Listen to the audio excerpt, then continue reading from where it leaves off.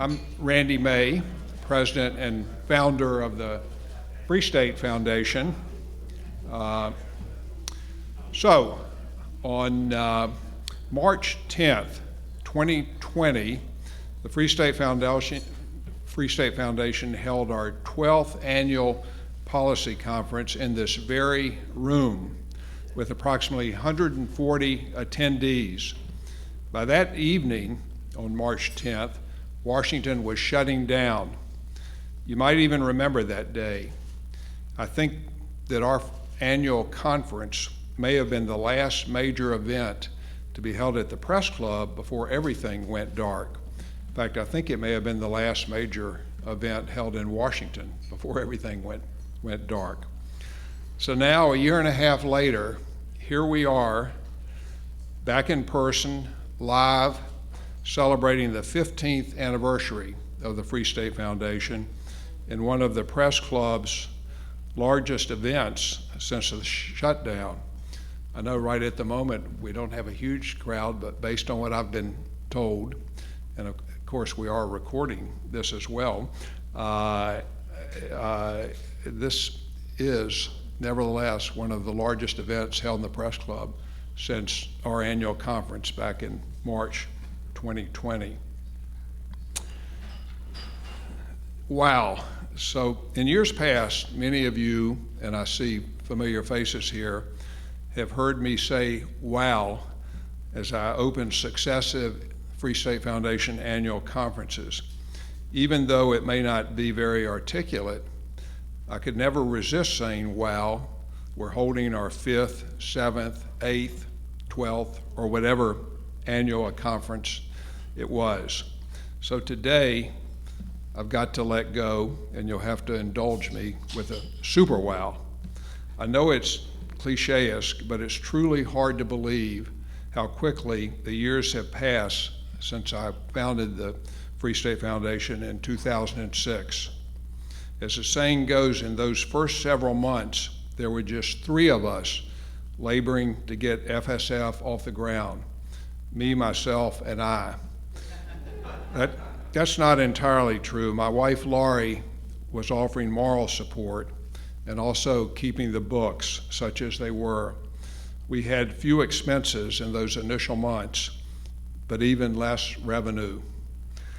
Here's a true story. When I decided to start the Free State Foundation, a good friend of mine said to me in dead earnest, "Randy, if you do this, you're just going to be one man and a fax machine." Well, he was half right. I was just one man, but I didn't have a fax machine. Since those early days, I'm very proud, of course, of the way FSF has grown and flourished, how we are now acknowledged to be one of the nation's leading free market-oriented think tanks. Maybe, perhaps, if I might say so myself, the leading think tank on the free market side, focusing on communications, law and policy, internet issues, and the protection of intellectual property rights, among other things. I'm not going to take time today, myself, to go through the list of our accomplishments or highlights over the past 15 years, but if you have any doubts at all, I would refer you to our website, where you can find over 600 perspectives from FSF scholars' papers and over 1,800 separate blogs. And our conferences and seminars are well known for their substantive content presented in interesting and even entertaining formats with a diversity of viewpoints presented. Our speakers have included FCC chairs, many FCC and FTC commissioners, a majority whip of the House of Representatives, chairs of Senate and House committees, many think tankers, representatives of public interest and consumer organizations, among others. One of the things that I've always thought important and that I've always taken pride in is that we've always tried to have a diversity of views represented at our events. Now I want to recognize and thank the board members, staff, and Board of Academic Advisors. I could do a whole separate program on this and still not do justice, but that's not realistic, of course, today. So in calling out certain people, you should understand that there are many more who are due my thanks for their contributions to making FSF all it is today. First, I want to recognize two of our board members that are here today, Talkey and Ken Kane. You two could even stand. Tom and Ken have been very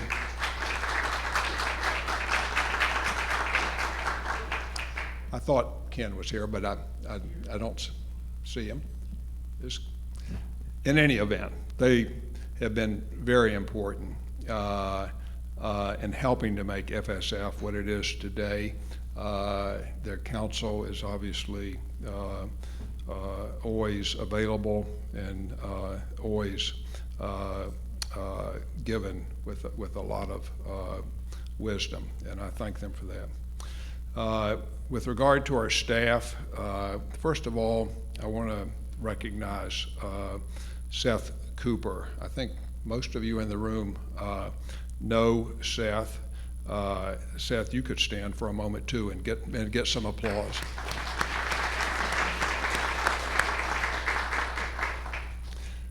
Seth's first piece published with the Free State Foundation was in 2009 as an adjunct fellow, and there hasn't been any time since then when Seth hasn't been an important part of the foundation. As the years have gone by, Seth has played an increasingly important role in conceiving and executing our scholarly work. He has a deep understanding of the foundational principles that undergird our free market, property rights protective, and rule of law oriented work. And as most of you know, that understanding helps ensure the integrity of our research and writing and the principled manner in which we approach it. I also want to acknowledge the contributions of Andrew Long, Senior Fellow. Andrew's located in the Denver area and couldn't be with us today. And our newest addition, Andrew McLaughlin, started as a legal fellow just 6 weeks ago and has already begun to make contributions to the Free State Foundation.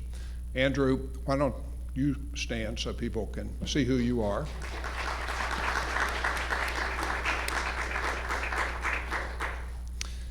Thank you. And next, Kathy Baker.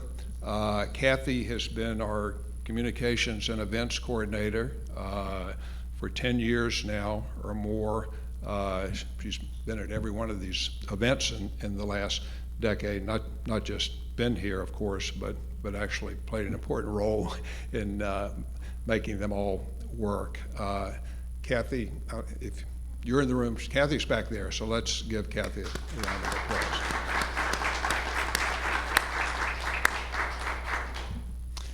And then also just want to acknowledge, because they've been so important to our work, and you've seen a lot of their work over the years, we are members of our Board of Academic Advisors. I'm not going to give you their names, they're on our website, but they've all been important contributors to our work. And you're going to see some of them in a video we're going to show in a minute. And then finally, I want to acknowledge and thank publicly my wife, Laurie.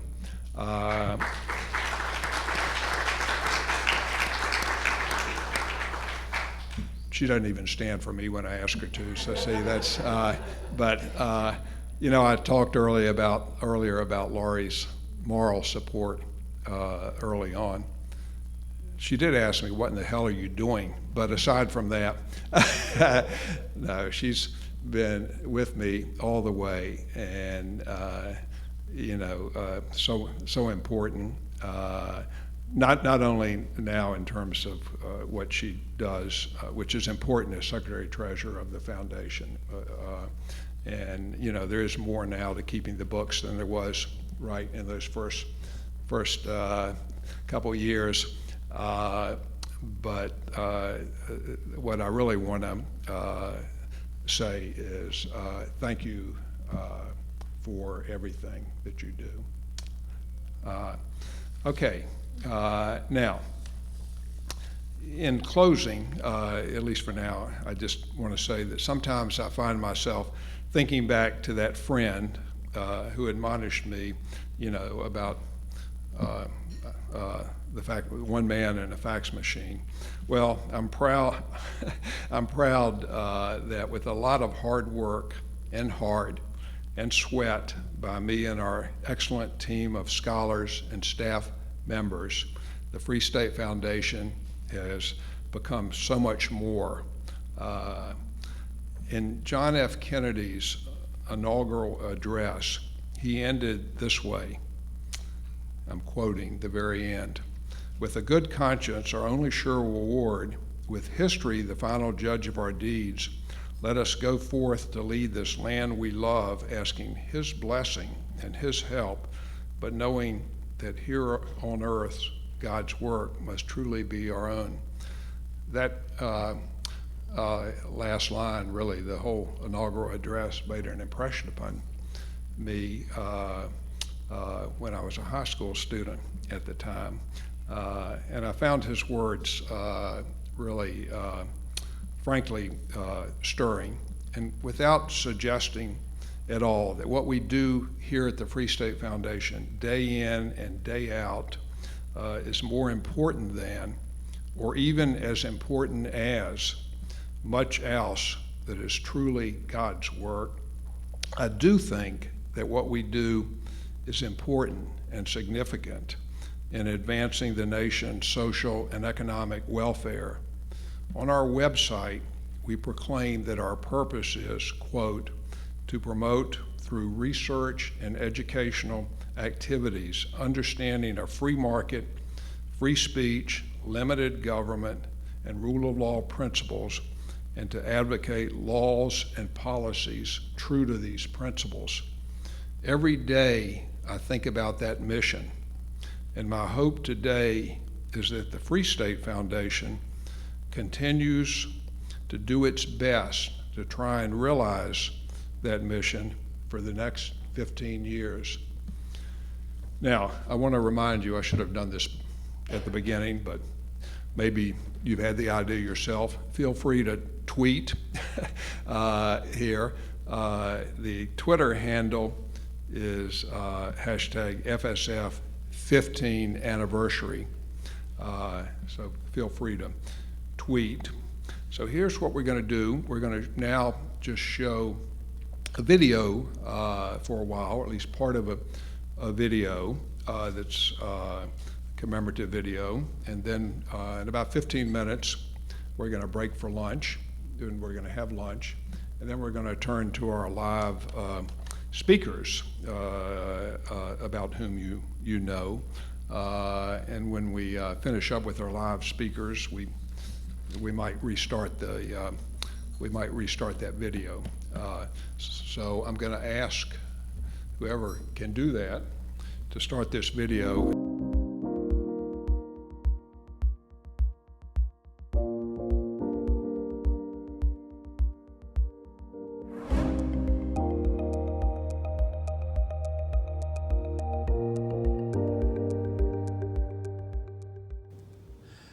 Randy Dick Wiley. Some years ago, during a competitive tennis match, you told me about your plan to start a new research and educational foundation. I replied that what Washington probably didn't need was yet another think tank. But you told me this one's going to be different. It's going to be based on principles of free speech, free markets, and limited government. And with that, you served up a blistering ace. Well, what was true then on the tennis courts has proved to be even more so over the last 15 years for the Free State Foundation. Time after time, your impressive roster of experts and scholars have delivered winning points on promoting sound public policies and removing unnecessary regulations. So congratulations on living your dream and in the process making government in this country more efficient and more responsive. And I'm betting that the best is yet to come over the next 15 years. Game, set, and match. Hello, everybody. My name is Bill Canard. I had the honor and the good fortune, really, to serve as chairman of the Federal Communications Commission during President Clinton's second term of office. But I met Randy May many years before that. I met Randy when I first arrived in Washington, interested in practicing communications law. And Randy spent time with me. He was very kind to me, and I always looked up to him. I looked up to him and his firm, really, as among the finest communications lawyers in town. So, Randy, you were a fine lawyer, but your professional legacy is the Free State Foundation. And you went on to create this institution which has become a really important voice in the communications policy infrastructure, if you will. I didn't always agree with the positions of the Free State Foundation, although we did agree on a few things. But I always looked to that organization and respected it as one that is a dispassionate, well-reasoned, grounded voice of a policy perspective, a certain perspective in our communications ecosystem. And that's important.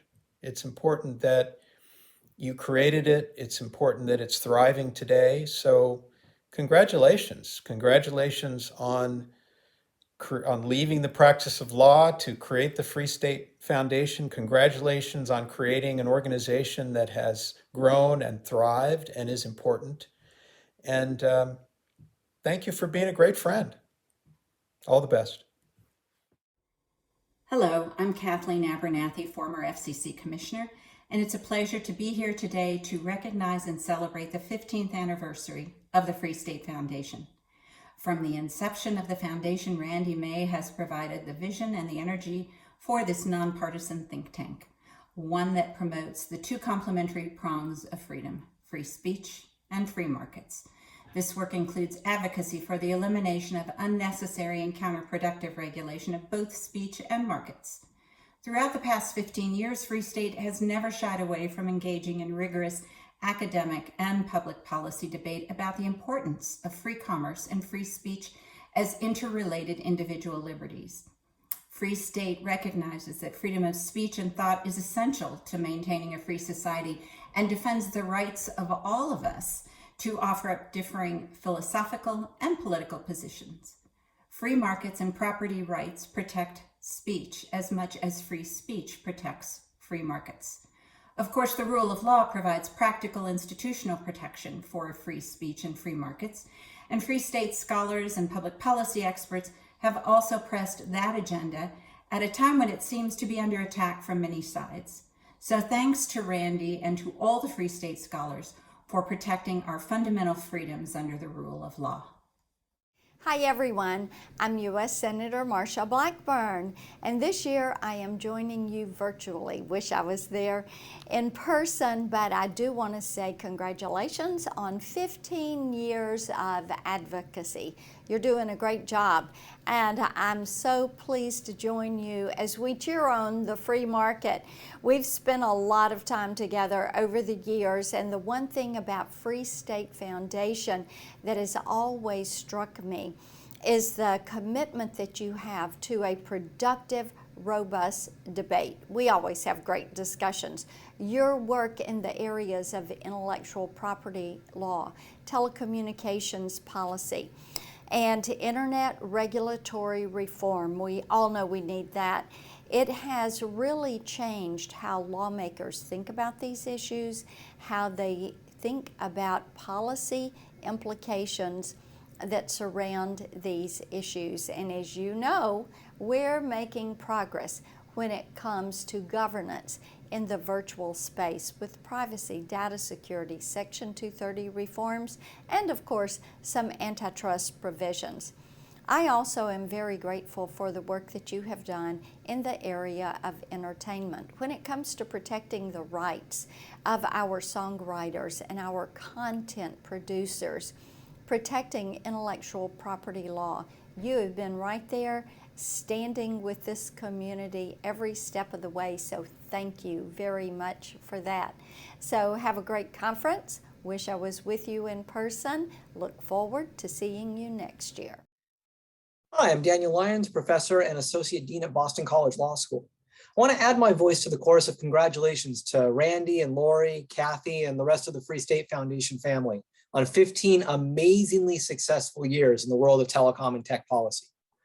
For a decade and a half, the Free State Foundation has consistently been the premier voice for market-driven policies in the telecommunications industry, at a time when increasing competition and technological development has highlighted the need for such a voice. It's an institution with which I've been proudly affiliated for virtually my entire career. I was a young scholar when Randy reached out to me to showcase one of my first articles as part of the Free State Foundation's Perspective series. Since then, FSF has given me many opportunities to share my ideas with other academics, agency officials, Hill staff, and other policy types. And I am far from the only one who's benefited from that. So among its other attributes, the Free State Foundation is an invaluable conduit for academics to connect with policymakers and have a real world impact. I'm told that the traditional gift for a 15th anniversary is crystal. And so in that spirit, I wish Randy and the Free State Foundation a happy crystal anniversary. And may you continue to be the crystal through which ideas about free markets, limited government, and rule of law refract to shine throughout the policymaking sphere. My heartiest congratulations to the Free State Foundation for 15 years of service to the telecommunications sector. Randy, your group has been a tireless and effective advocate for sound, free market, and rule of law policies that impact all aspects of the industries regulated by both the FCC and FTC. You have built this once fledgling organization into a real powerhouse of great ideas and thought-provoking policy positions for all to chew on and debate. The Free State Foundation is the go-to organization when it comes to determining thoughtful, property right protective, rule of law positions on many controversial issues. While all may not agree with the positions taken by the Free State Foundation, they will be hard-pressed to find a more well-reasoned or thoughtful presentation of the positions that it espouses. The Free State Foundation has provided a great service to the telecommunications community and to the development of sound policies governing the sector, and for that we should all be grateful. The Free State Foundation's intellectual firepower is no better on display than in its two books, The Constitutional Foundations of Intellectual Property and a reader on net neutrality and restoring internet freedom. Finally, I would be remiss if I did not mention how much I enjoy the Free State Foundation's newsletters on matters of historical interest. For example, take a look at the most recent newsletter on the origins of Labor Day. My favorites, however, are Randy's meaningful Memorial Day messages, in which he delves into the real meaning of Memorial Day and the sacrifices so many have made to ensure our freedom and democracy. Finally, on a personal note, thank you, Randy, for your many years of friendship.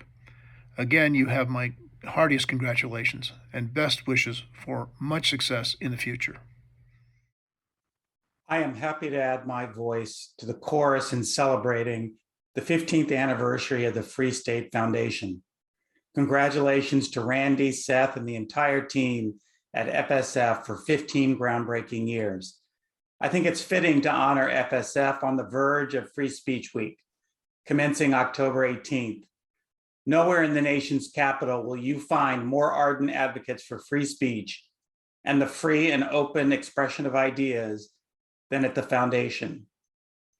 Add to that FSF's commitment to the free market and the rule of law, and you have a powerful combination in a think tank that leads with research, reason, and good common sense. We're fortunate that FSF applies these principles to the study of telecommunications policy, whether it's the state of broadband access, copyright protection and digital piracy, the need for coherent privacy policy, or the myriad other issues tackled by FSF. The Foundation's dedication to fact-based analysis and pro-consumer solutions always shines through. It's just a critical voice in public policy. That's why at NCTA, we're so proud to support its work. Randy, thank you for bringing us together once again in spirited discussion aimed at making our nation the leader in connectivity. Hats off to FSF on its robust contribution to the public dialogue. Here's to another 15 years of insightful, innovative, and sound discussion of telecommunications policy. Hi, everyone. This is Kathy Mcmorris Rogers from Eastern Washington. Congratulations to everyone at Free State Foundation celebrating this special 15th anniversary. Thank you for your efforts to advance policies that will help make spectrum available for next generation wireless networks and Internet of Things. Last year, we worked with the Trump administration, DoD, and industry leaders to enact the Beat China for 5G Act and require the FCC to auction crucial mid-band spectrum by the end of 2021. I also appreciate your work to advocate for deregulation of the communications marketplace, which has been a big focus of mine. In order to win the future, I believe we must reduce regulatory burdens and allow the free market to do what it does best, create opportunity. Getting the government out of the way and spurring private investment is the key to ushering in a new era of innovation that will improve spectrum efficiency for all users and ensure that America continues to lead. That's our goal here in Congress. Earlier this year, I led the Energy and Commerce Republicans in introducing the Boosting Broadband Connectivity Agenda, which would remove burdensome regulations, promote broadband deployment across America, and close the digital divide in rural communities. We are also holding big tech accountable through our Big Tech Accountability Platform. While traditional media has been overregulated for some time, big tech has gone largely unchecked. It's time to take a hard look at the regulatory landscape to make sure that outdated media regulations are eliminated in order to promote competition and innovation, while also looking at ways to make sure big tech is upholding American principles. There's a lot of work ahead of us on these important issues, but I am confident that we can make real progress by working together. Thank you for your incredible advocacy work, and I look forward to seeing you all soon. Hello, I'm former Congressman Greg Walden from Oregon. I chaired the Energy and Commerce Committee and its Subcommittee on Communications and Technology. And I want to congratulate Randy Mays and his team of scholars and staff experts who do such a wonderful job of giving us platforms and standing up for the concepts of private property rights, free speech, the notion of America's great entrepreneurs and free enterprise system. I want to thank them for 15 years, boldly going where few others wanted to go, and giving us all in public policy making roles a platform to come and talk about our ideas, talk about our concerns of public policy, and champion the notions emboldened in our Constitution of free speech and our free enterprise system. That in America, you can try things and you can fail. You can also try things and you can succeed. That's the goal of our nation. And the success we've had built upon the free enterprise system, capitalist system, and the ideas of private property rights, of free speech and entrepreneurism. So I want to congratulate Randy and the team at Free State Foundation. Great job. Congratulations on 15 years of success. And here's to many, many more years championing what we know makes America great. I'm Rob Atkinson, president of the Information Technology and Innovation Foundation. And I want to congratulate Randy and the Free State Foundation for 15 years of accomplishments. It's been a real pleasure to work with Randy over the years, and Free State has played a really critical role in ensuring that the U.S. stays on the innovation principle policy framework and not on, as some would have us move to, a more precautionary principle framework. And we've seen this in a host of policy areas where Free State has played a really important role, whether it's obviously key issues like net neutrality, and muni broadband, but also other issues that are sometimes more technical, spectrum policy, overall broadband deployment in the U.S., issues around, for example, data privacy and intellectual property. I also want to call out Free State's significant depth of expertise, particularly in telecom policy. It's an area that to really do right, you have to dig in, you have to really get the details right, and Free State has done that over the years. Finally, I can't not make a note about Randy's intellectual integrity. While he and Free State are obviously a free market think tank, they always ground their work in in-depth intellectual analysis and logic and facts. And finally, Randy himself is just a pleasure to work with over the years. He is a real scholar and a gentleman. And so again, congratulations on 15 great years. And I know a lot of other people look forward to many, many more years. Hi, I'm Blair Lathen. I was Chief of Staff of the FCC during the Clinton administration and was the Executive Director of the National Broadband Plan under Barack Obama. And I'm currently a non-resident fellow at the Brookings Institution. A lot of the videos at this event are obviously going to praise the Free State Foundation for its wonderful ideas. Obviously, I'm a liberal Democrat, so my view of the idea is a little bit different than probably some of those doing the videos. But I really want to thank Randy May and the foundation for their work over the years. And particularly and personally, I would like to thank them for the very bad ideas that I had, and I had a lot of really bad ideas that Randy prevented me from ever attempting to implement. I always had a Randy May inside my head asking the question, what would Randy May say about this? And often the answer was, that's a really stupid idea. So he prevented me from doing that. And then also in conversations with Randy, who's a wonderful, thoughtful, decent, smart guy, Randy kept me from doing bad things. You know, history is mostly a recording of the things that happen. But in this case, and in my praise for the foundation, it's really the things that didn't happen, for which I'm enormously grateful. So Randy and the foundation, keep up the great work, keep writing what you write, keep thinking the way you're thinking, and keep liberals like me honest. Thank you very much. What an honor it is to be able to pay tribute to the Free State Foundation on its 15th anniversary. During my time at the FCC, I was always impressed by the foundation's thoughtful commentary on the often complicated legal and policy matters facing the agency. And that was no anomaly. Since the foundation opened its doors in 2006, many things have changed.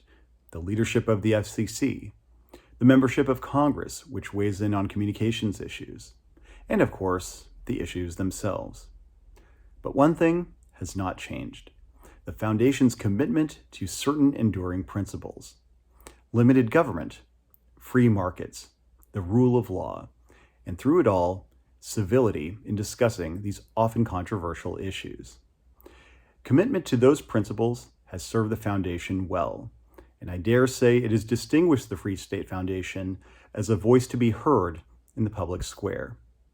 Congratulations on a terrific 15-year run, and here's to continued success in the future.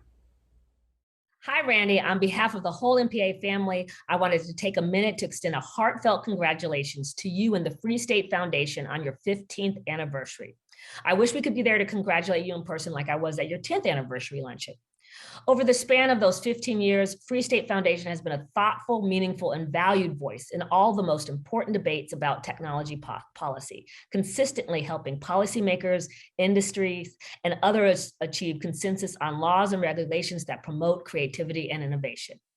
Moreover, the community Free State Foundation has created through conferences and events where stakeholders from all sides can discuss issues in a collegial and thoughtful environment is exactly the kind of thing we need more of in today's environment. As the former Register of Copyrights and in my current role, I'm particularly grateful for your and Seth Cooper's work on the constitutional foundations of intellectual property law, a natural rights perspective, and modernizing copyright law for the digital age. Great books. Again, on behalf of myself and all of my colleagues at MPA, congrats, Randy and Free State Foundation. Here's to the next 15 years, and we look forward to seeing you and everyone else in the Free State Foundation community soon. Keep up the great work. When I hear Free State Foundation, I often think of Milton Friedman's classic popular economics book, Free to Choose. In it, consumers are in charge, not the state. And for the past 15 years, the Free State Foundation has stood for exactly that, consumers being in charge, under the extraordinary leadership of Randy May. The past 15 years have been great for the Free State Foundation, and we can't wait to see what the next 15 years will bring. Randy, congratulations. Well,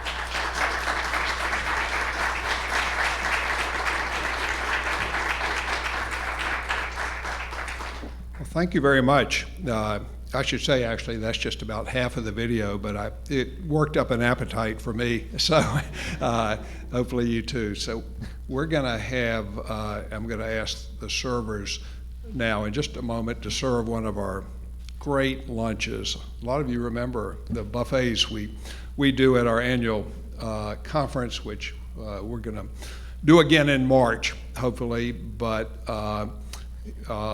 later. I hope we'll see a little more of the video.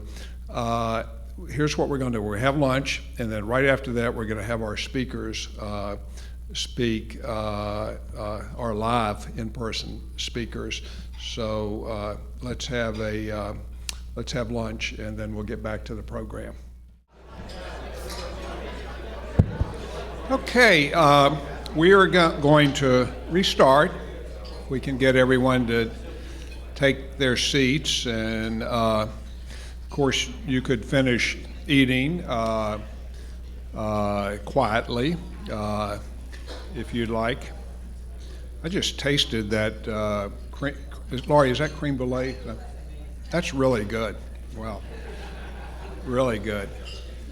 I didn't mention earlier that Laurie picks out all the desserts with Kathy. Okay, well, I said we all know this is a celebration of the Free State Foundation's 15th anniversary, but I have to say, when I look around the room and see so many old friends and dear friends and just so many new people, I have to say, Laurie, we're starting here with great. I have to say, because this is important, it's not just a celebration of the Free State Foundation's 15th anniversary. It's a celebration of being back together again, and all of us being able to be together. And so that's important to me, and I hope it's important to you as well. Okay, well now, we could give each other a hand for just being here, all of us. Okay, so we've got 4 speakers, and I'm just going to ask them to come up one at a time and speak, and we'll do that. And then also, in addition to those speakers, I want you to hear from Seth Cooper when they're through. First up is Commissioner Brendan Carr. It is true that he needs no introduction, and I've introduced him so many times. I have a tendency to shortcut it, but let me just tell you a couple of important things. He actually brings, he looks so young, but he brings 20 years of private and public sector experience in communications and tech policy to his current position as commissioner. Commissioner, that's hard for me to believe, but I know it's true because I know it's on your website. He was confirmed to the Senate, to his seat on the commission in August 2017, after having been appointed general counsel at the commission in January 2017. So August 2017, commissioner, January 2017, general counsel. That's a pretty quick rise there to the top. And in fact, during law school, I discovered that Commissioner Carr served as an intern for then Commissioner Kathleen Abernathy, who we saw earlier on the video. describe. I'm going to shortcut all of these, so I have to tell, because I could go on and on, but just a couple more things about Brendan. He was described by Axios as, quote, the FCC's 5G crusader, close quote. And, for those of us who follow the FCC's work, we are well aware and know how you earned that accolade and the work you've done on Spectrum, among other things. Among the other things, of course, are work on infrastructure deployment that's been so important and remains so important, and also telehealth, which is much in the news now, and deservedly so. So I'm going to stop there. His full bio is on the website, and that's true of all the others. And with that, I'm going to ask Commissioner Carr to come up.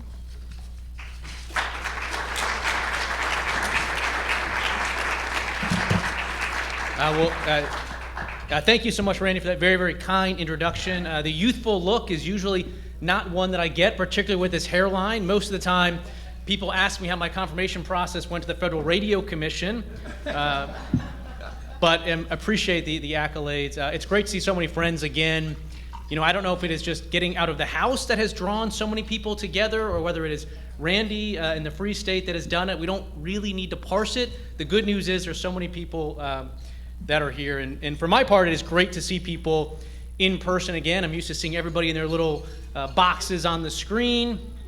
The bad thing about that is it makes it very hard to figure out when people have fallen asleep in my remarks when we're on Zoom. It's difficult to find that out. But here, particularly after lunch, it'll be very easy to see all the people that quickly nod off during these remarks. It's great to see Commissioner O'Rielly here as well. You mentioned, Randy, the good work, and maybe I'll talk more about it, that the FCC got done the last 3 or 4 years, and it truly was a team effort, and so many of those ideas were spearheaded by Commissioner O'Rielly, and I think it was really an unprecedented run that the FCC had in terms of pursuing free market ideas that delivered for the American consumer, and maybe we can talk more about that. But obviously, we're also celebrating Free State. Kudos on 15 years, a remarkable run. Obviously, this is an organization that is known for elevating the discussion, the discourse, and putting forward some really great ideas. My team did some research, and they told me that they found that Free State was mentioned in over 70 FCC dockets, which is a tremendously prolific reach for the organization, cited something like 260 times in FCC decisions. So definitely an influential voice and a fantastic run for 15 years. So kudos to you and the organization. It's really been an invaluable resource to those of us at the Commission. And while we're reflecting, maybe I'll start back a few years ago. If we look back to 2016, and when it came to 5G builds in this country, the outlook really wasn't that great back then. You had Ernst & Young, Deloitte saying that 5G, the US was on the verge of getting completely left behind by China and other countries. I think it was Deloitte that said China was about to unleash a 5G tsunami, making it near impossible for the US to catch up. In a lot of ways, they were right.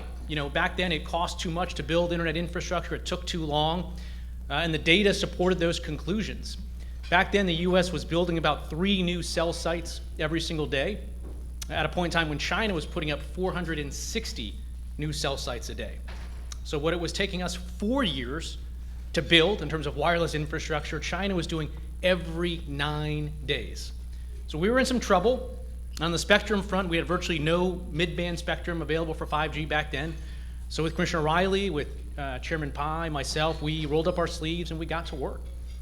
We tackled this with a infrastructure plan for 5G. We had a series of 4 or 5 decisions that eliminated red tape and tried to allow America's private sector to start building wireless infrastructure again. We freed up swaths of spectrum. We moved forward on 2.5 gigahertz. Commissioner O'Rielly led the way on 3.5 CBRS. We took on Legato, a decision that had been sticking around at the FCC for quite a long time. We moved forward on 4.9 gigahertz, 5.9 gigahertz, 6 gigahertz, as well as the big kahuna, the C-band. And so all told, we had something like 6 gigahertz of licensed spectrum for 5G, thousands of megahertz of unlicensed spectrum, and that work paid off. The private sector got to work and it built. In 2016, we had 708 new cell sites go up in this country. After our infrastructure and spectrum reforms, that number jumped to over 46,000 new cell sites in 2019, a remarkable boost. The US leapfrogged 20 countries on the Global Mobile Speed Index. We were bridging the digital divide. Speeds were up threefold. Prices, despite some recent inflationary pressures, were down for internet services, which was a great thing. So it was some really, really good results that I was very proud to be on the team that helped enable the private sector to do that. And of course, we can't stop there. We've got to keep going forward. And for that reason, I've laid out a spectrum calendar that can show how do we continue to build on those spectrum wins that we got the last couple of years.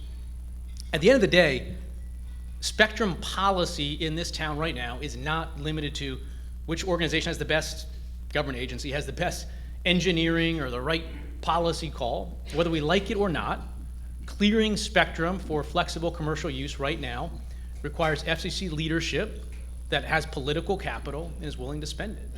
I remember a couple years ago walking down the street and a city bus drove past me, and there was actually a C-SPAN advertisement on it, and that advertisement showed the face of the then FCC chairman, Ajit Pai. And in some ways it's funny, in some ways it's meaningless, but in other ways it goes to show someone that accumulated political capital in this town, and that's why we were able to get things done on 5.9 in the face of pushback from Department of Transportation, why we were able to move forward on the L-band despite pushback from Department of Defense, and why we kept holding the line on millimeter wave in spite of the pressure, such as it was, coming from NOAA and other sort of weather services. And again, whether we like it or not, that is the model going forward. We need to make sure that we have FCC leadership that is willing to stand up, have political capital, and be willing to spend it to deliver results for the private sector. And the same is on infrastructure. We've got to keep the wins going. I think one of the most important things we can do there is complete our broadband mapping process. Back in March, I'd called for the FCC to complete that map by sometime this fall. Very briefly in July, there was a rumor that popped up at a Senate Commerce Committee that suggested the maps would be done by the end of July. And I put out a statement. I was very pleased to see that. And then on August 1, I was very displeased to see that that didn't take place. And yet we still have a black box as to knowing when are these spectrum maps going to get completed. And there's no reason for it to be black box. Let's just be honest with people. Is it first quarter next year, second quarter next year? Because there's so much planning that can take place once we know when those maps are going to get done. It's the key, obviously, to moving to the 5G fund. It's the key to unleashing money for RDOF. But it's also a key to all the infrastructure spending that's going on in this town right now.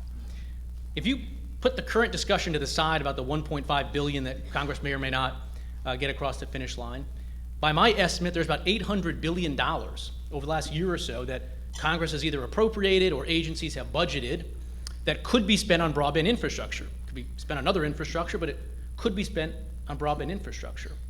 Some people have estimated that it's $80 billion to finish the work of bridging the digital divide.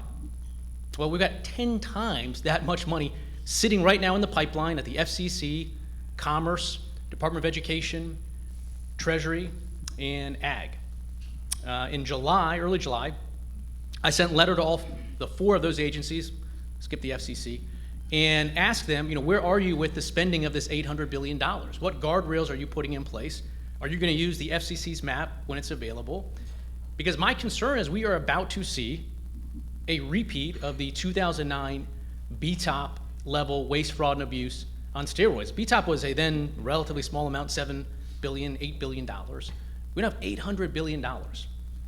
The responses that I got back from those agencies, to the extent that I did get a response, and a couple, you know who you are, have not responded yet, it did not give me much comfort that we are putting guardrails in place to make sure that the $800 billion is going to get spent going into the ground, connecting unconnected Americans, that we were going to avoid the waste, fraud, and abuse that we saw before. It is not inevitable yet that we see a repeat of BTOP, but it is pretty darn close to being inevitable that we're going to see a repeat of the BTOP failures. And that's a problem, because we've never been in a situation in which we have the funding to fully bridge the digital divide. We have enough dollars to get the job done. I don't think we've been in that position before. And so shame on us if we don't have the policies or the guardrails in place over the next 2 or 3 years to actually get that job done. Because I think it's increasingly likely that if you flash forward 2 or 3 years, we'll be meeting at events like this, people will say, where'd that $800 billion go? We need $80 billion more to bridge the digital divide because that money didn't get in there. Now, a lot of the funding I've been talking about so far has been appropriated funds, which is to some extent, at least in the short term, relieving pressure on the FCC's own funding mechanism, the Universal Service Fund. But that fund obviously is under a lot of strain right now. We collect $10 billion a year from consumers by adding a 30% charge on the, to keep it simple, telephone portion of their bill. And that charge started at 5 or 6% and is now 30%. A new paper out by House Singer said that could go to 75% in the next couple of years. And we need to do something about it. And so I put out an idea that would take that 30% charge, eliminate it from consumers' bills altogether, and look to some version of large technology companies to start paying a fair share. You could target it at digital advertising revenues, for instance, which is an area that would make it very difficult for that charge to find its way back into a consumer's monthly bill, given the way the digital ad market operates. Or there's other ways you could look to big streamers, other entities that use so much of the bandwidth that is supported and funded by the Universal Service Fund. So I think the FCC should get going on a proceeding to do that, and I've been surprised, frankly, at the bipartisan support in Congress to look at these types of fair share ideas. There's some legislation that's been introduced, and just a week or so ago, I testified in front of Senate Commerce, and the subcommittee chair, Lujan, had some, I thought, really interesting, favorable remarks for taking a look at these types of ideas.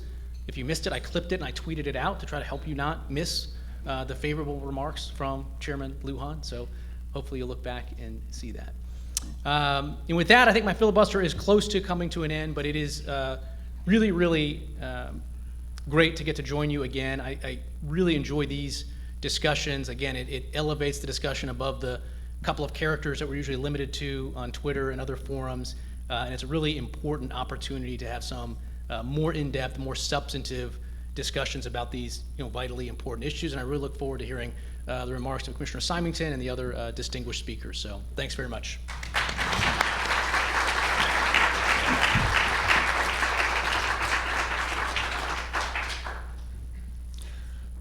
Thank you very much, Commissioner Carr.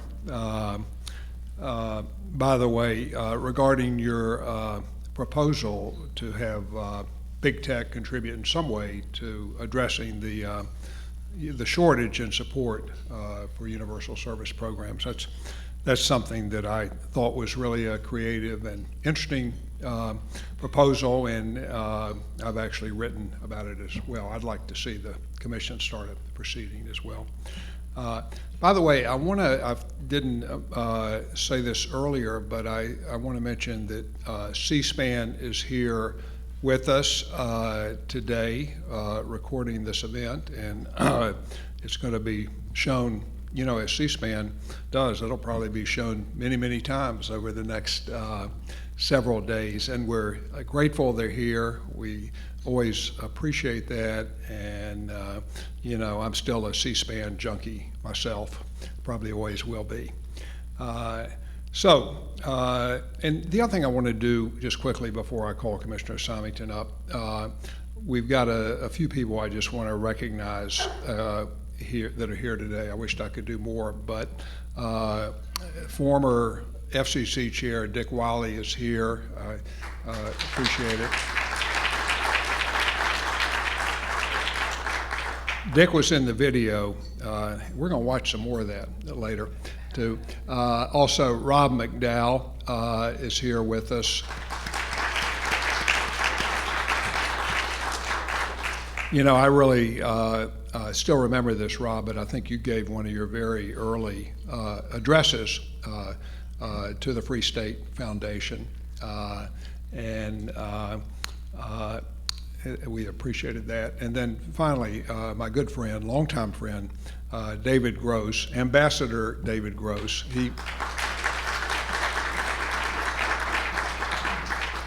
David always reminds me, properly so, that once you are an ambassador and have served in that capacity, that you are always an ambassador. That's not even true of a commissioner, I think. You don't carry that title. So we thank all of you for being with us. Okay, and next I'm going to introduce Commissioner Nathan Simington. Now, speaking of early addresses given at the Free State Foundation, Nathan Simington gave his inaugural maiden address at a Free State Foundation virtual event, but it's especially nice for him to be with us today to give an address in person. Okay, so again, the short version of Commissioner Simington's biography is that he was nominated to serve as a commissioner last fall by President Trump. He was confirmed later in the fall by the Senate and took his seat in late 2020. He brings with him a wealth of both private and public sector experience. Before becoming an FCC commissioner, he served at NTIA as a senior advisor, where he worked on many aspects of telecommunications policy. Commissioner Simington holds more degrees certainly than I do, and I think more than many of us in this room, but it's always been interesting to me that a couple of those degrees are in music theory, which at times I bet might be helpful over at the FCC if things if things ever get exciting. I don't mean that they're not always exciting at the FCC, but it is true, isn't it, Commissioner Simington, that since you've been on the commission with this 2-2 deadlock, it's probably not exactly the same experience that it may be at some time in the future, however that goes. So we're really pleased that you're with us, and if you would come up and deliver your remarks.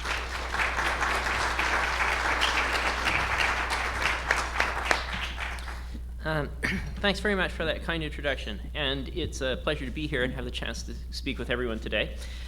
As I always say when music comes up, music is, after all, with Spectrum as well. So it's an honor not just to be here, but to be in such rarefied air. So it's really a delight to speak in the shadow of the FSF's history and with the other distinguished speakers today. It's also a pleasure to join the Free State Foundation for the 15th anniversary. For a decade and a half, Free State Foundation has served as an important venue at which lawmakers, regulators, and policy professionals from both sides of the aisle, and maybe a few aisles further over, have come to hash out ideas related to the free market and limited government. So while those ideas usually have been centered within telecom and technology, the principles within are durable and universal. So I look forward to speaking with those with whom I share an opinion, and perhaps more importantly, those with whom I disagree, at many Free State Foundation events to come. So as some of you may know, I selected the Free State Foundation for my maiden address, as Randy mentioned, and in that address I remarked on the 25th anniversary of the Telecom Act of '96 and the fulfillment of the promise of the deregulatory era. I was cautioned by some that there'd be incumbent interests within telecom who took umbrage with the sentiments I expressed supporting the act in that speech. Now, with almost a year on the commission in the rearview mirror, I understand it's probably not possible to utter a sentence for which it's not true that a vital and thoroughly informed interest in telecom will reasonably, politely, and at great length object. So I'm sure if I came out today in support of chocolate ice cream, I'd be hearing from the vanilla lobby in due course, with a detailed, accurate PowerPoint on the importance of vanilla beans to the economy of Madagascar. And so I've concluded it's best to be a bit zen about the process, to learn what I need, to forget the rest, not to pick fights that don't need picking, and it's a good thing, because nowadays I'm talking about receiver standards. After all, it's the crystal anniversary, so what could be more appropriate than talking about radios? And predictably, that did ruffle a few feathers. I hear from some corners that building better receivers is an expense. Well, that's true. Guard bands are an expense too, a public resource withheld from use. Interference due to intermodulation and spurious emissions are expenses. And they don't have easy answers because they're not easily within the control of the transmitting party. The transmitting party, if they're to control those, would have to voluntarily withdraw from using the full capacities that they're legally entitled to under their licenses. Every digital bit, fundamentally, beneath the Shannon limit is an expense. Operating our wireless future on the backs of cheap edge devices that are sensitive to interference in an increasingly spectrally dense midband environment will potentially be a very large expense when these devices fail or run into problems. I don't know how big, but I'm willing to bet that it's smaller than the expense of the implementation of receiver standards.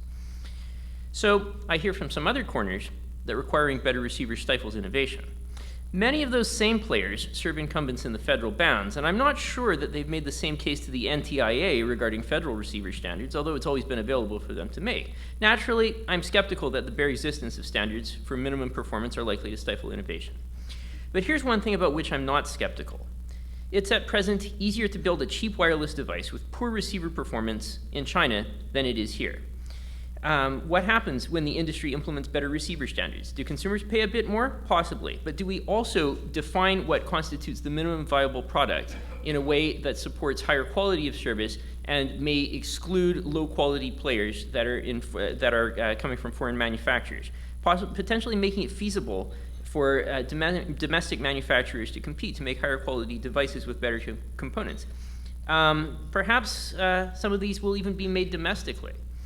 That sounds to me like it would have a protective effect on innovation, actually, and at a minimum, it would mitigate some of the dominance of foreign manufacturers in the domestic market. What's more, as a practical matter, industry already sets its own floors. So if no one would say that there aren't standards out there. Instead, I think everyone's concern would be that the Commission would have a hard time finding the right standards. And I agree with that. I agree with that premise to a degree, because after all, I was just sitting and looking at the membership rolls of some of the big trade associations, and it occurred to me that there are individual trade associations that might have 2 or 3 times as many member companies as the FCC has staff. There's a vast wealth of knowledge out there that we have to tap if we're going to engage in this process in a way that really does promote the public good. So I hear from still some other corners, and at this point I'm not even sure what kind of polygon I'm talking about, that it's beyond the ken of the Commission's powers to regulate receivers, that the Commission effectively regulates transmission only. Well, I tend to think that our regulations are not simplex. We don't merely regulate transmissions. We regulate reception too. Logically, we have to, because interference, as experienced by an end user or device, takes place in a single transmission reception process. Think CSI enhance. Traditionally, we haven't focused on receivers, but that doesn't mean that we face an absolute bar. And I think the Commission agreed to that in a task force in 2002, and there's been a general level of support whenever the issue's been raised before. So there may be reasons that we haven't acted yet, we've forborne from acting, but I don't think that some of those reasons would include discomfort or ambiguity over the regulatory authority to do so were it to be necessary. But to close on a Free State Foundation note, we are the Free State Foundation, and I did not come here to argue for an overbearing, arbitrary Commission use-case on this subject. I hope the Commission doesn't ultimately regulate receivers, after I just gave you all the reasons it should. I suspect that the standards bodies and trade associations are in better positions than the Commission to project likely problems and anticipate them without fear of drawing a heckler's veto from their most marginal actors as they lay out the benefits and the harms. I'm sure Commission staff also would not thank the 8th floor for handing them the massive headache of writing regulations covering innumerable, highly disparate services, devices, models, and use cases. Our best bet, instead, is to serve as a clearinghouse to encourage industry coordination and auto-regulation. But perhaps it's not a bad thing if the specter of regulation from time to time looms up in order to help industry act. Eventually, either this issue will be resolved, and I'm sure that industry will do that, or the downside is perhaps one day the Commission will find its hands tied by public opinion and will be forced to do something. And the best thing to do would just be to avoid the necessity and to move forward as the industry, speaking with one voice to address the problem before it manifests. I think that's the way to avoid strict controls that are unlikely to suit everyone properly, and instead to get to nuanced, thoughtful, capacious treatment of the issue. And so for the good of the American people and to deliver on the promise of our wireless future, I'm raising this question with industry today. I really appreciate everyone's patience and interest in this rather abstruse issue. And thank you again to Randy for the kind invitation to attend today. It's been a pleasure, and thanks very much.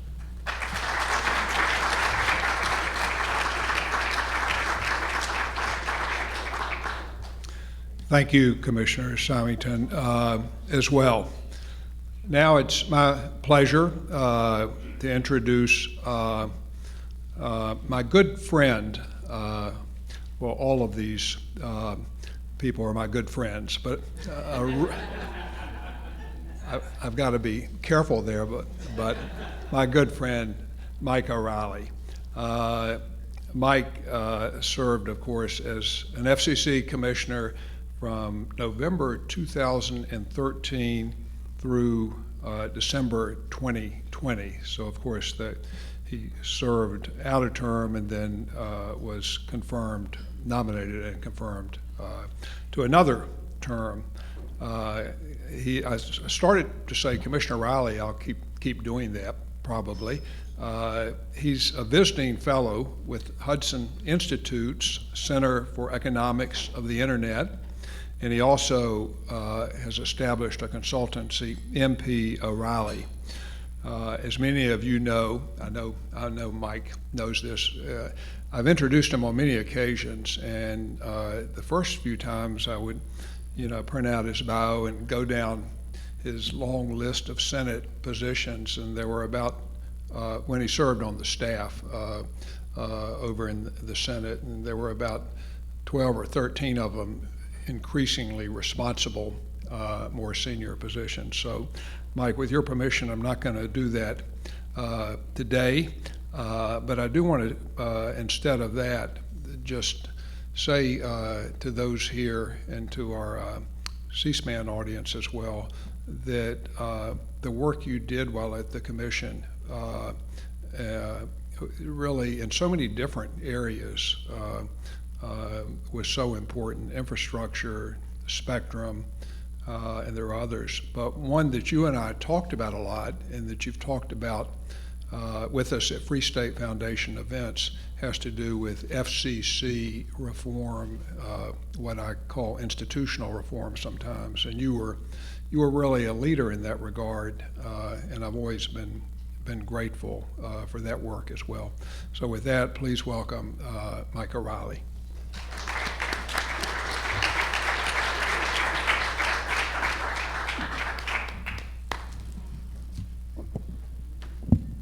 Yes, my good work on process reform, that got me a lot of positive things. Oh, it's so good to see so many people. But thank you so much, Randy, for having me here and being such an advocate for many of my past positions and endeavors at the FCC. It is a true pleasure to be included at such an important event by the Free State Foundation. I estimate that I probably attended upwards of 20 Free State Foundation events over my time at the Commission, far exceeding my participation at any other engagement or conference. Just think about it. 20 times I jumped on a stage just like this, or this one exactly, and 20 times many of you ignored every single word I said. I see some of you nodding.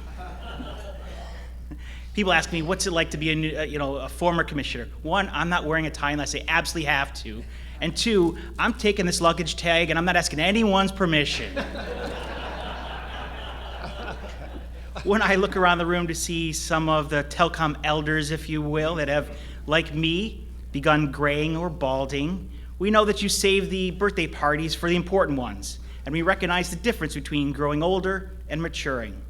For think tanks, especially those that have a focus on telecom policy, still standing after 15 years to continue to make major contributions in the overall conversations and debates is actually an amazing accomplishment. And that is why we're all here today, to recognize the decade and a half of Free State Foundation's voice and comments and thoughts and proddings and reminders and legal challenges supporting its view that adherence to free market principles helps deliver the greatest benefit for consumers and the communications sector. This organization has both aged well and grown up to become such an effective thought leader. Thanks to Randy, its work is still incredibly influential at the Commission, in the Congress, and within the larger private sector community. I extend my deepest congratulations to Randy and his team for all of their contributions over the years, and I look forward to seeing Free State's next 15 years.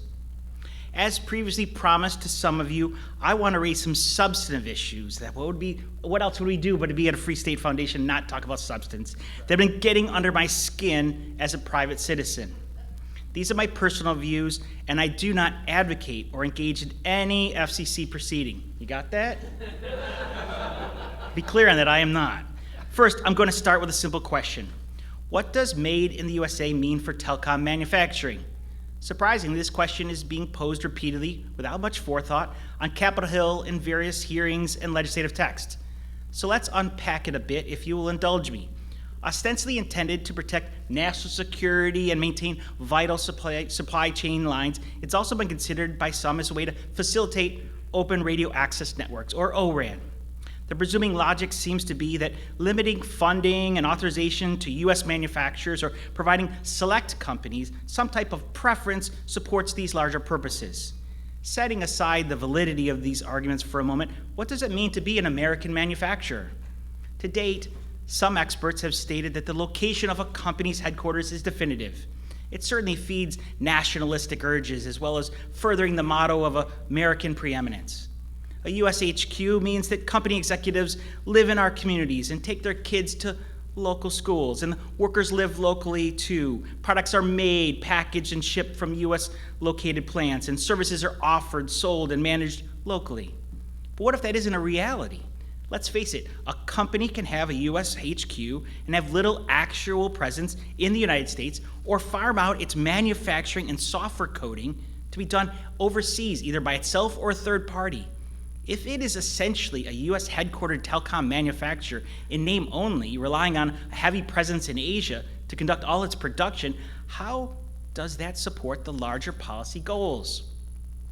On the other hand, each of the global telecom manufacturing companies headquartered overseas have extensive investments in the U.S. in terms of massive physical manufacturing facilities and thousands of U.S. employees assigned to manufacturing, installation, customer management, and so on.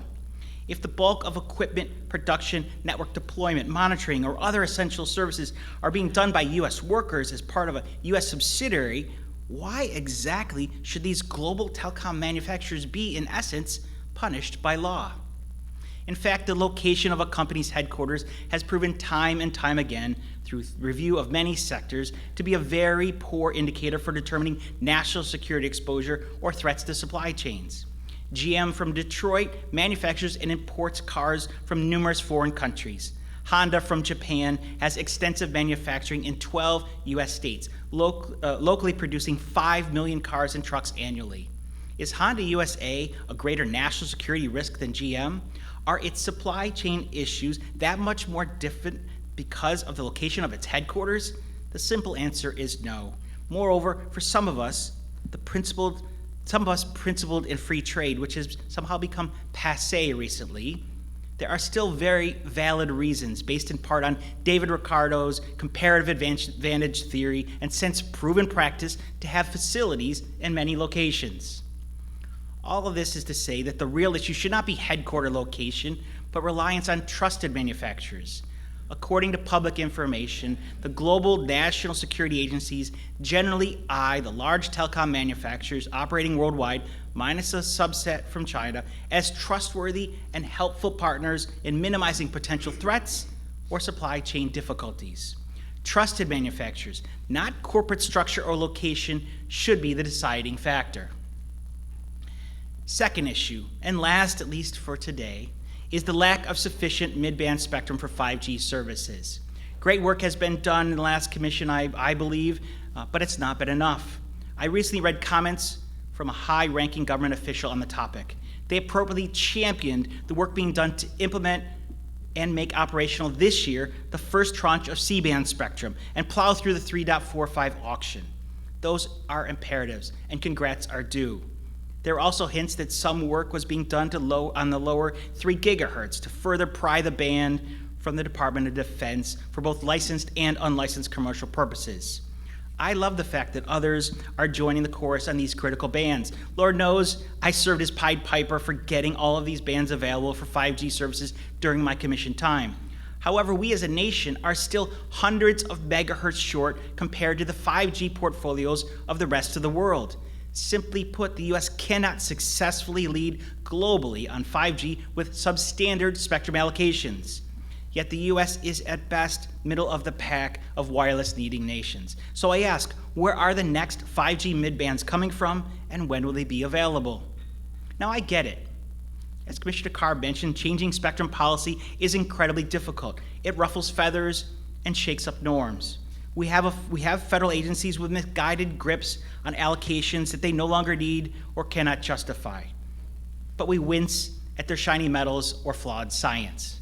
And sure, it's easier to focus on giving away and spending free government money.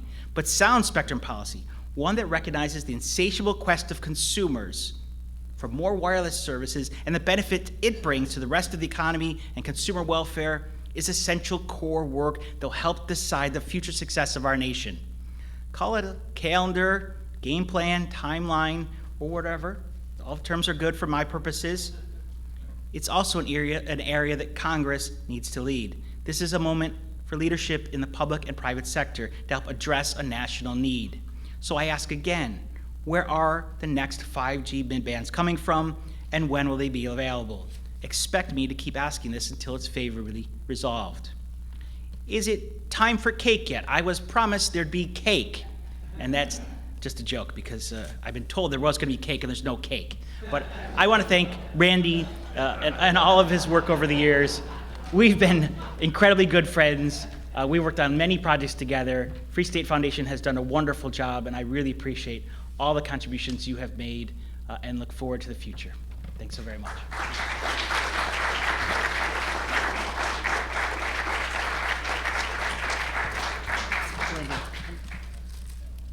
You know what, I'm going to ask, I think maybe I didn't get a good with Brendan. Can you come up one second?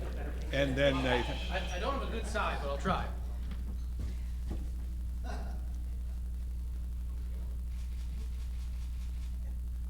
Okay. Commissioner Simington.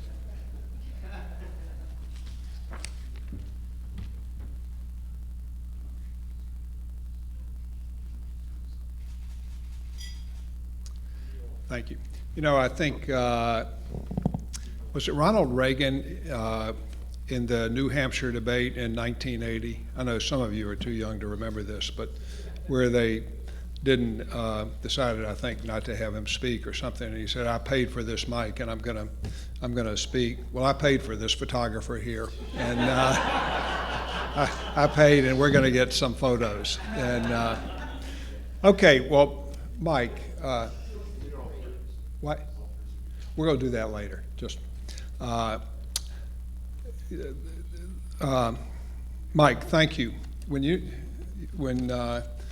Mike was speaking, I was thinking that you can take Mike off the commission, but you can't take the commissioner off of Mike. I mean, that was good. You should get someone to post that on the FCC's website, I think. Okay, and when you mentioned David Ricardo and the theory of comparative advantage, I mean, you had me right there, as you know. Okay, next, it's my pleasure to introduce Deborah Lathan. Deborah, to be frank with you, she has not spoken at as many Free State Foundation events as the commissioners, but she has spoken previously. She's been a longtime friend and someone that I've admired for a long time as well.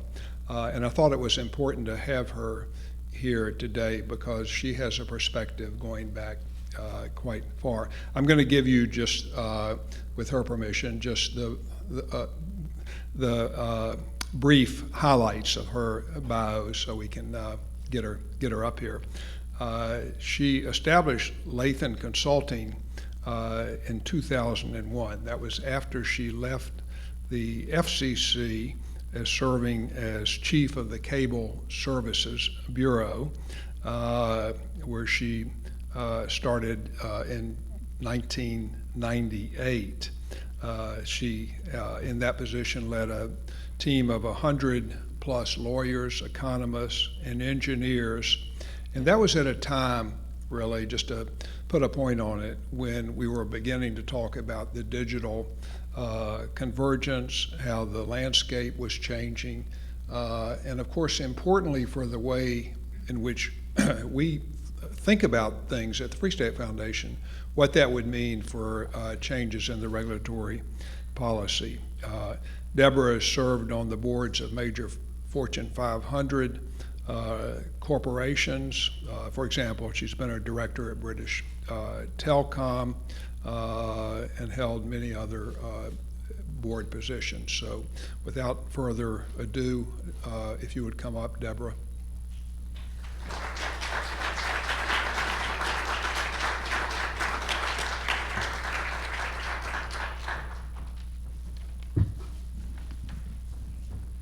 Thank you so much, Randy.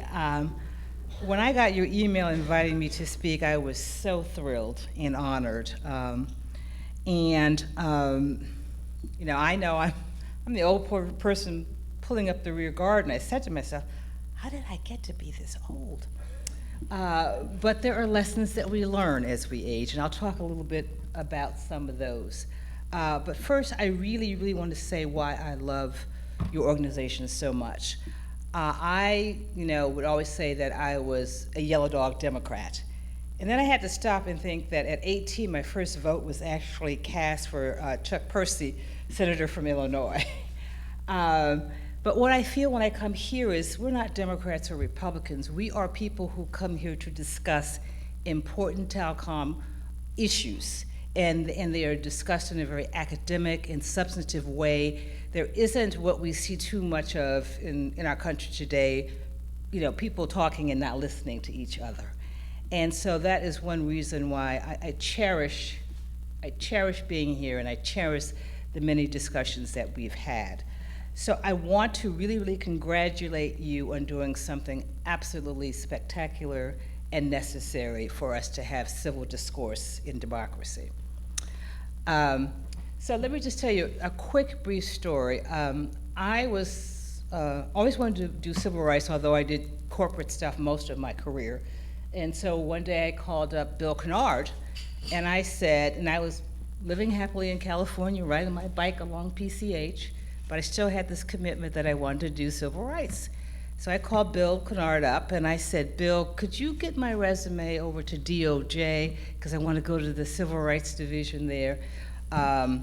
And Bill called me back and said, well, I really would like for you to come and work for me at the Cable Services Bureau. And I said, Bill, you didn't understand me, but I really want to do civil rights. And Bill said, look, Deborah, the next civil rights struggle will not be fought in the streets. It will be over who has access to the internet, who does not have access, who has access to information. It will be coming from the internet. This is 1998. Bill was prescient when he said that in 1998. And that was really the impetus that got me to come to Washington and fall in love with technology. So let me just give you a little retrospective on, I think, where we were in 1998 when I came, and some of the issues that still, and some of the lessons that were learned. When I first got here, it was all DSL. I mean, you kind of waited for the slow dial-up, and there was a big regulatory fight going on called open access. I think many of you in this room might remember open access. And there was an argument about how the internet should be regulated. And I think what the FCC did right at that time was, we said we were going to take a light touch approach to this new thing called the internet. I mean, it is not the internet that we know today. We were not streaming video. People weren't wedded to their phones. It was basically DSL. And we got great pushback on not taking the old legacy regulations and applying them to this new thing called the internet. But I think we did right with the light touch regulation. I think we got the ubiquitous deployment that we were hoping to get at the time. And clearly there is still a very long way to go. But my point here is I think that government has to be flexible when it comes to regulating things. Flexibility and looking at things for what they are now as opposed to trying to put them in buckets that were left over from legacy regulations. One of my big issues right now that sort of strikes my heart and my passion, it is health equity. And I think that that is one thing that became so blatantly apparent during this COVID crisis, was what inequity looks like in the American healthcare system. And I think we've read lots and lots about it, but it became very, very clear that that is one of the pressing issues of our time in this country, is to ensure that all Americans have access to good health care.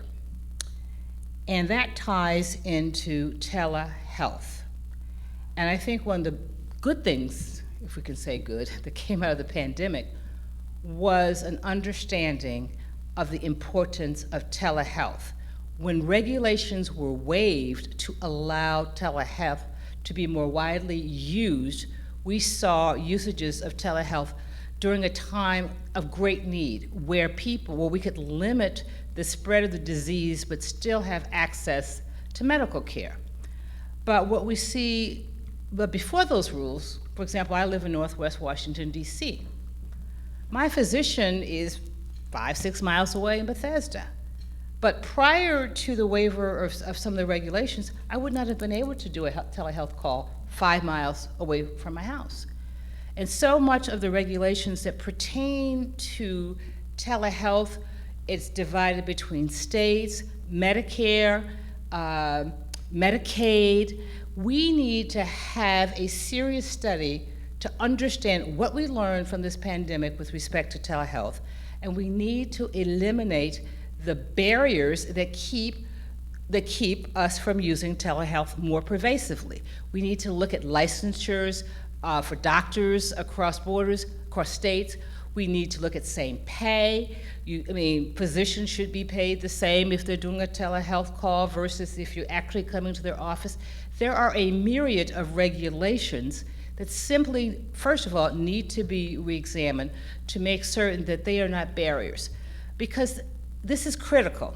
It is critical that for our rural areas, it is critical in urban areas to have this type of, and we don't know, just like we didn't know what kind of innovation was going to come from the internet, would you have ever imagined that you would be owned by your phone, basically, or that your kids would just be using their thumbs for exercise as opposed to running around outside? I'm just joking.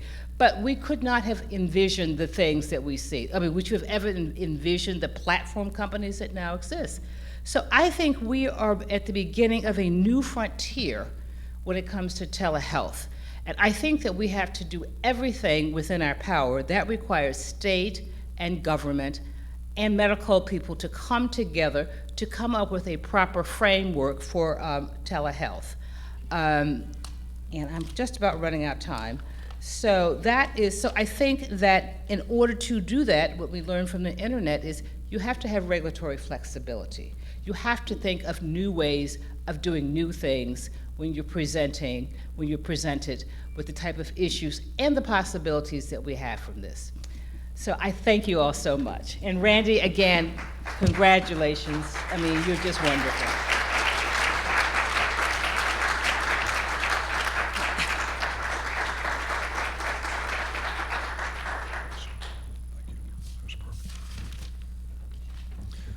Thank you so much, Deborah. It was great having you again. Deborah mentioned Bill Canard. I'm glad he was able to pull off that switcheroo. I didn't know about that story. And Deborah, I don't know whether you were here earlier, but I had a video from Chairman Canard from Bill earlier, which I was really grateful to have. And but one of the lines, I've quoted it often, and maybe you even wrote it for him, but if you did, don't say so. But one of the things that Bill Canard said, I think it was in 1999 or 2000, and he was speaking to a group of state utility consumer advocates, I believe, and he was talking about the pleas to impose open access, which you referred to, impose a common carrier-like regime on the emerging broadband. And at that time, remember, I'm talking about 1999, broadband, of course, really was truly emerging, particularly cable broadband. And Bill Canard said in this speech, one thing I don't want to do is dump the whole morass of telephone regulation on the cable pipe, and he didn't do it. Not only did he say that, but he didn't do it. And I thought that was really an important moment, really, in the development of telecom policy. Okay, well, with that, the final speaker that we're going to have today is my colleague Seth Cooper. For those of you that were here earlier, I talked a lot about Seth's contribution, so I'm not going to repeat that now. I'm just, I'll just say that I'm really grateful that Seth has been such an important part of the Free State Foundation. Now, immediately after Seth speaks, I'm going to ask that the video be restarted. There are really some fantastic videos that you haven't seen. I hope you'll stay and at least for 15 or 20 minutes watch those videos. I think you would enjoy seeing them. So with that, Seth.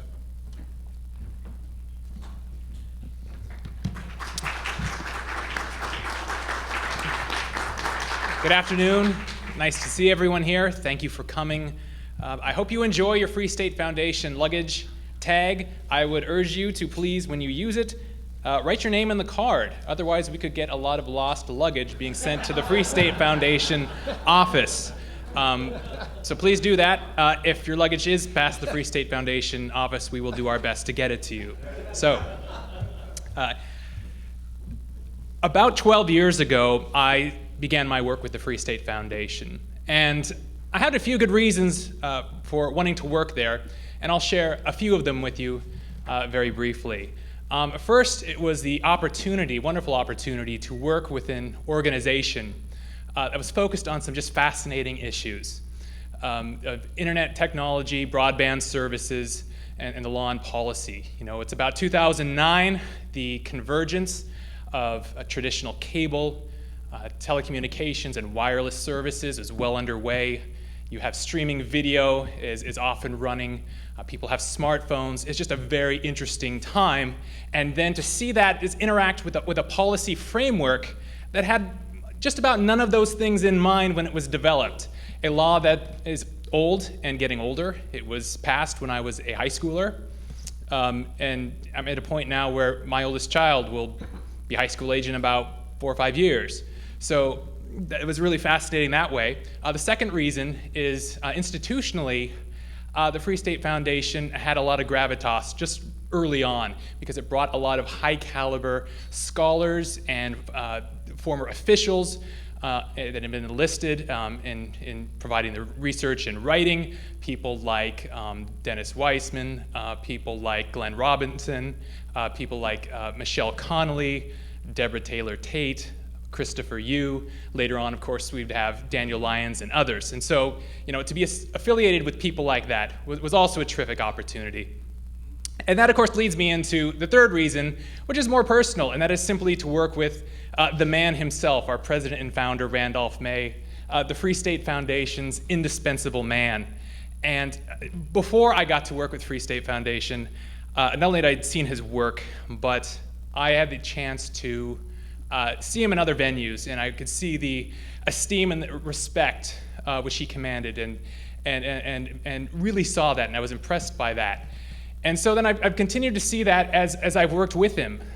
For 15 years, he's led the Free State Foundation with skill, hard work, and vision, bringing a sharp lawyer's mind to his work with a depth of experience from being an accomplished attorney, FCC official, law professor, and a published scholar and expert in communications law and administrative law.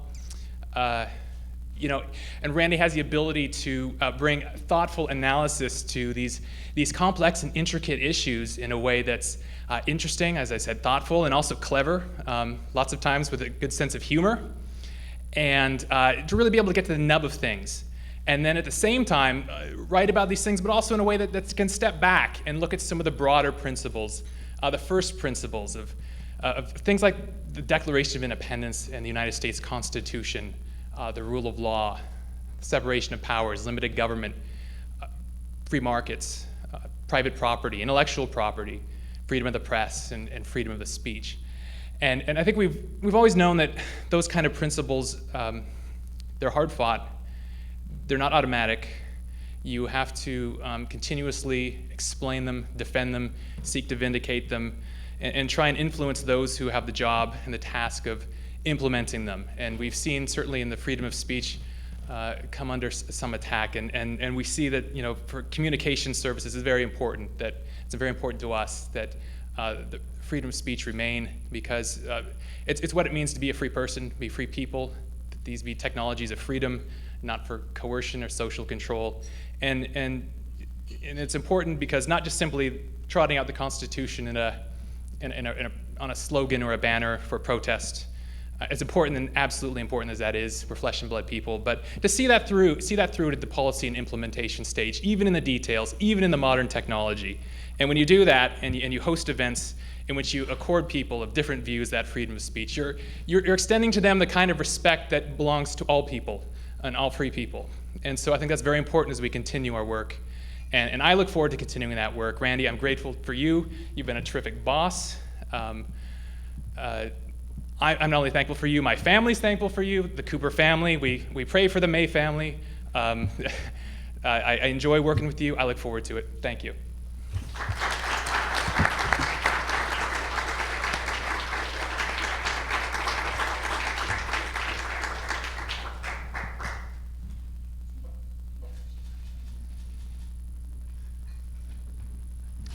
Thank you very much, Seth.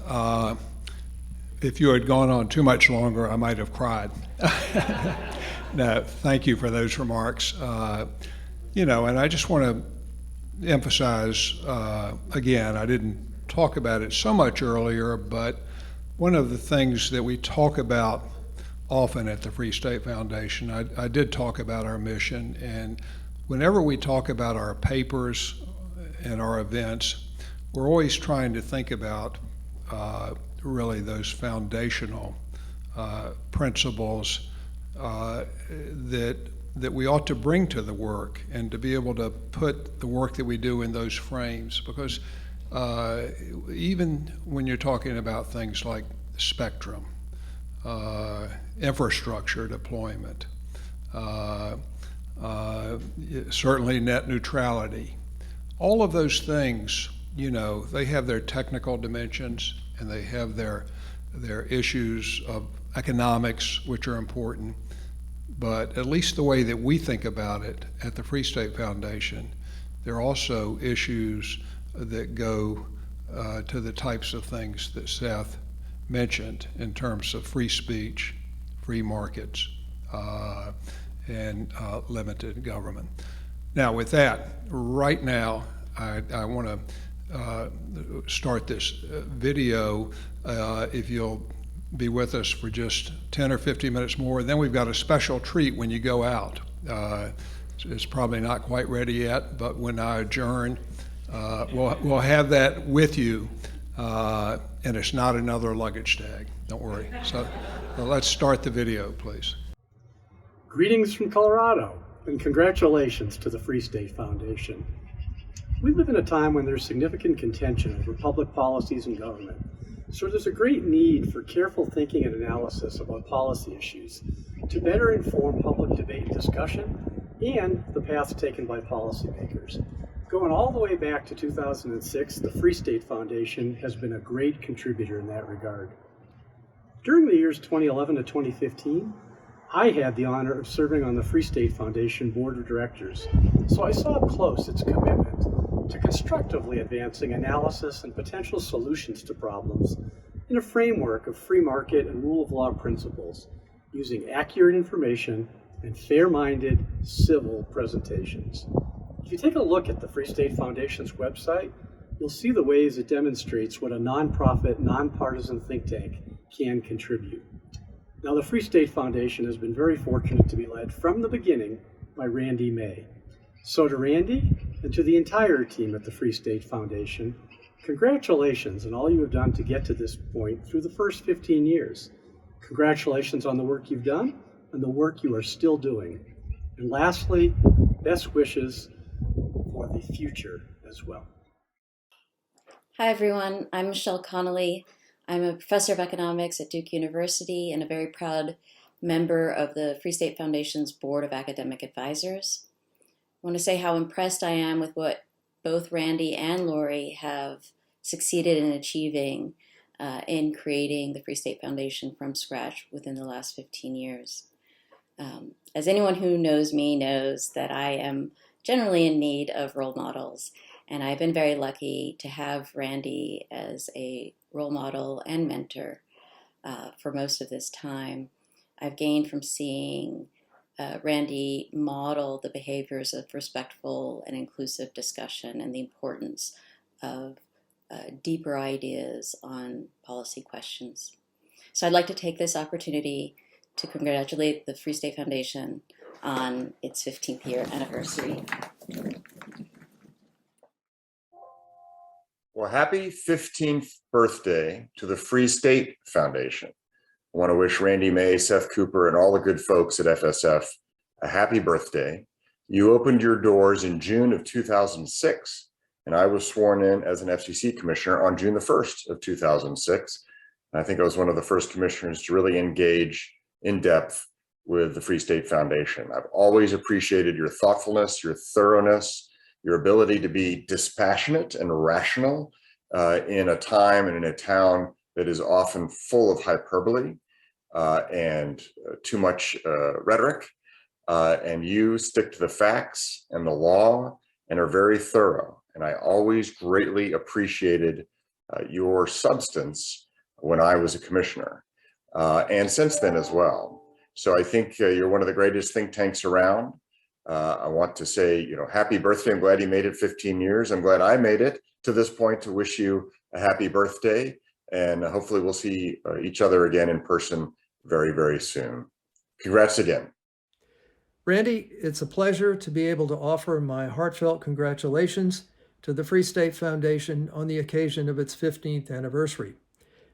I'm more than a little biased, to be sure, by virtue of my service on the Free State Board, but the record is nonetheless clear that the Foundation has made an important contribution to free market, rule of law policy debates, especially in the telecom area. This is due to your dedication and hard work, and that of Seth Cooper, Andrew Long, and the members of the Academic Advisory Board. It's also due, lest I overlook, to Laurie and the rest of the members of the team whose contributions have helped ensure that the Foundation would always run as a tight ship. But no less important in my mind has been the civility and decency which has characterized the Foundation's work, especially towards those with whom the Foundation has had and will likely continue to have fundamental differences of principle. In a city that's preoccupied with personal, mean-spirited attacks, the Foundation stands out as an example of the kind of public discourse we should strive for. Again, my congratulations, and may the Foundation continue to prosper for years to come. Its country needs its work. Thank you. I'm Bob Latta. I represent the 5th District of Ohio. I want to congratulate the Free State Foundation on 15 years of hard work and working to make sure that Congress gets the information that it needs. You want to make sure that we all want to make sure the government is held accountable, that it's efficient, that it's effective. And because again, that's what this is all about. We don't want to have legislation out there that does not serve the American people, and making sure as we go forward that we have the good laws in place. Because again, as I sit on the Energy and Commerce Committee, one of the things I've seen through the years is that as you sit on that dais, we're looking over the horizon, so many cases, 5 to 10 years. And what we're seeing is these innovators and entrepreneurs coming in before us that have these great ideas and inventions, and the last thing we want to do is hinder them. I've never had anybody ever tell me they're against regulation, but they always say, give us regulations we can live with, and that's what's so important. So with all the hard work that you've done through the years, I want to congratulate you because, again, we have to do what we have to do in this country to make sure that we have a government that's working for the American people. This is the people's house, and we're here to serve. Good day. I'm Bob Branson, the president and CEO of the Multicultural Media, Telecom, Internet Council. I'm here today on behalf of my exec committee and our board of directors and my team to congratulate you on 15 years of service to the telecom community. Really appreciate what Randy and his staff have done over the years. I mean, you have had some of the best convenings of top thought leaders. You always are able to attract the top leaders in government from the FCC and Congress. And you put out some great papers taking views on different topics. We appreciate the insight that you provide over the years. And we've been happy to be a partner of yours over these 15 years. And we look forward to you having another great 15 years going down the road. So, congratulations. Good luck going forward. Just want to say congratulations to the Free State Foundation for 15 years, and I look forward to being with you for the next 15. Thank you so much for such an incredible difference that you make. Every time I get your newsletter, I'm so grateful because I see that you're willing to look at issues from a very deep and constitutionally appreciative perspective. There's so much communication in the world where people say things without thinking. They have a knee-jerk reaction. What I love about Free State Foundation is that everything that you publish comes from a deep and abiding place of reverence for the Constitution, an understanding and a respect. And that really sets you apart from all the other organizations. It's truly an education to read your many papers. You have the most impressive list of scholars on your advisory board. You have a very thorough and substantive analysis on your issues. And that is so needed in our policy discussions and our policy debates. And I'm so grateful. I hope that you will keep up the good work and continue for the next 15 years and then and beyond. Okay, Randy May, 15th anniversary, Free State Foundation. What a great event. Wish I could be there. You have been there certainly in much of the work that we do. People look at us and say, what's a civil rights group? Aren't they a little distant philosophically from the Free State Foundation? Not as much as people think. You'd be amazed how many things we think together on and have worked together on over the years. The main studio rule that we got eliminated that disproportionately impacted minority broadcasters. Restrictions on foreign ownership that date to 1912 when the Titanic sank and didn't make sense then and make even less sense now. Getting the commission to reorganize itself with more economists and more platform neutrality among wireless, wireline, and broadcasting and cable. And use of cost-benefit analysis. We all agree about all of those things. You'd be amazed how much you can get done when people are trying to build something creative from different perspectives. That's what your organization has meant to MMTC over the years. Wish you 13 more, 15 more, 150 more, that many. Congratulations, Randy. Ladies and gentlemen, I am delighted to celebrate with you the 15th anniversary of the birth of the Free State Foundation. Now, I regret that I can't be there at the luncheon, but when I first heard in 2006 that a new Washington think tank had announced its mission to promote free speech, a free competitive economy, including scrapping stifling regulation, my first reaction was that the founder, Randy May, must have demanded combat pay. The second thought was that Free State was carrying on the Reagan FCC mission to scrap 54 years of Washington central planning and head ballistically towards a marketplace model. The people, not DC bureaucrats, were to largely decide the landscape of telecommunication services offered and their terms. Since then, Free State has been in almost every Washington battle involving telecommunications and tech. Randy and his arsenal of gifted academics and professionals have produced some high-quality ideals and advocacy. There's no group that does it better or has more battle scars to show. In the morning where I am here in western North Carolina in the mountains, fog drifts up around 8:30 from the valley down below. But the fog in Washington is different. I refer to indoor fog, which clouds thinking and prevents things from growing. Free State's one clear message is this: let's dispel this fog, the pervading environment that produces not better government, but bigger, bloated government. 15 years on, Free State remains true to this mission. And yes, Randy and the Free State team still receive that combat pay. I believe Free State is a forceful voice to let in new technologies and free existing players from a swampy regulatory straitjacket, allow the provision of services and goods that you and the rest of the people want, whether Washington likes it or not.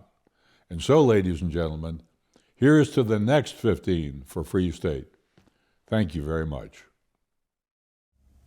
Congratulations to the Free State Foundation, and especially Randy and Lori May, on the 15th anniversary of this intellectual powerhouse.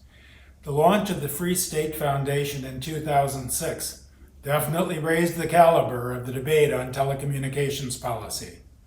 The work the Free State Foundation does in carrying the free market banner is outstanding and has made a great difference for consumers across the nation. Here's to another 15 great years. Congrats, Randy and Free State, for 15 great years. I can still remember my first remarks as a commissioner were with you. You've been such a key force in driving telecom policy in our country from spectrum to siting. Thank you for your partnership and your friendship. Cheers to another 15. Congratulations to the Free State Foundation on its very well-deserved 15th anniversary. It's a fantastic organization that Randy May has put together with his colleague Seth Cooper and others. In fact, I'm honored to be a member of the Board of Academic Advisors, as I myself have benefited from their scholarly research and policy work product. Randy and Seth's book, The Constitutional Foundations of Intellectual Property, a Natural Rights Perspective, sets forth a really excellent, rigorous analysis of not only the historical and legal protection of intellectual property rights as property rights in our country, but the moral justification for the protection of these property rights and natural rights philosophy that we are securing to innovators and creators the fruits of their productive labors, just as we secure to farmers and others the fruits of their productive labors. I'm looking forward to many more years of fantastic scholarship and policy work from them, and we're continuing to work with them as well in advancing the case for not just limited government and a society governed by the rule of law, but a society that is driven in its innovation economy and ultimately a flourishing society by the intellectual property rights that are secured by those same institutions. Thank you. Congratulations, Randy, to you and to the entire Free State Foundation family and friends for 15 extraordinary years. Your commitment to free markets and free speech and the elimination of unnecessary regulations has been important not only in the policy discussions here in Washington, but to the global community as well. I think that maybe the highest compliment someone can give regarding a think tank is to say that that think tank is offering important and constructive new ideas and making a practical difference in the policy debates. The Free State Foundation has done that and so much more for the past 15 years. Congratulations for all that you've done. And I, like everybody else, is looking forward to seeing the new things that you'll be coming up with and new policy recommendations that you and your team will be providing to all of us, hopefully for many years to come. Congratulations. Hi, this is Tim Brennan, Professor Emeritus at UMBC. I want to congratulate Randy and the Free State Foundation for 15 great years. I want to personally express my thanks to him for providing a platform and perspectives for people like me to contribute to the public policy debate and telecommunications policy debates. I've really appreciated that. And the other thing I want to say, as a non-lawyer economist who basically knew little about the law beyond antitrust, how much Randy has done to show the importance and to illuminate the relevance and interestingness of administrative law. That's been a fascinating thing to learn about, and I expect to keep learning about it in the future. So thanks very much to Randy and the Free State Foundation, and have a great future. Thank you very much. Congrats to the Free State Foundation on celebrating its 15th anniversary. Wow.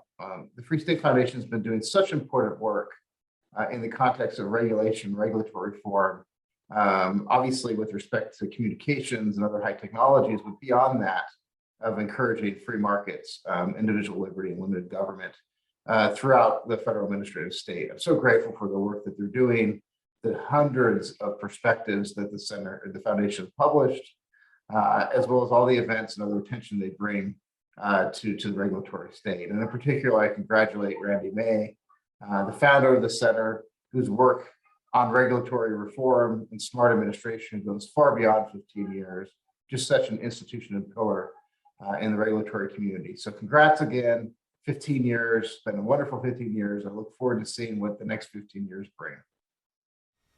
Congratulations to Randy May and the Free State Foundation for 15 wonderful years of convening events and publishing scholarship that has played a pivotal role in influencing debates over telecommunications policy. Here's looking forward to many more years to come in the future.